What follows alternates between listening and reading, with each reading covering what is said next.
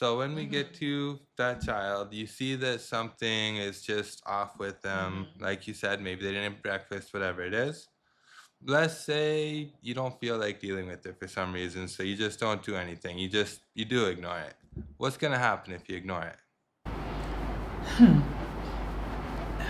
If you are that person who can comfortably ignore it, I don't know how that happens, but if you can comfortably ignore it, it means that you have a child sitting down there that you're not reaching. You're not reaching. The child may end up being disruptive because the child may be craving that attention, wants to say something, wants to let that thing out, but you are not creating the avenue for that to happen. Yep. That child may just be tuned off completely. So yes, they're looking at you, but they're looking right through you. You're speaking, they're seeing your mouth moving, but they're not taking in anything that you're saying, right? The child may feel a bit isolated because, hey, I'm sitting there, I have that issue, whatever, something is bothering me.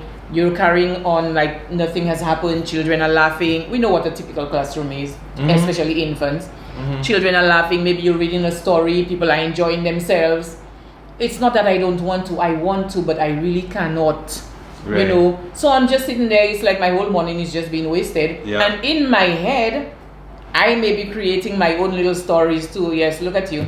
Yeah. You're supposed to be the adult here. I left home. It was maybe a mess, you know. I'm coming in here. You're supposed to be the one who can at least, maybe comfort me or whatever. And I'm sitting down there. I'm sure you can see it on my face. Yeah. You're just not taking me on. This is just not making sense for me. Yeah. I'm not in the right place. This is not for me, And that's So it. all of that. Back at the prison, we used to say behaviors or needs not met.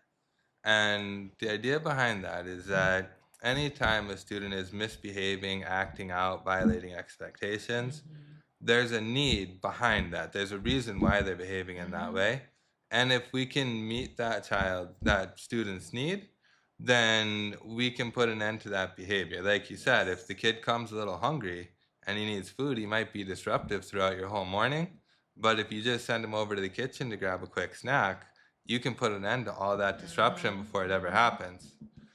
And so I think we do. I think sometimes we get lost in this mindset of rewards and punishments, and this kid's just trying to make my day miserable and whatever, whatever. And really, at the end of the day, all we had to do was get him a little food, and we would have put an end to everything.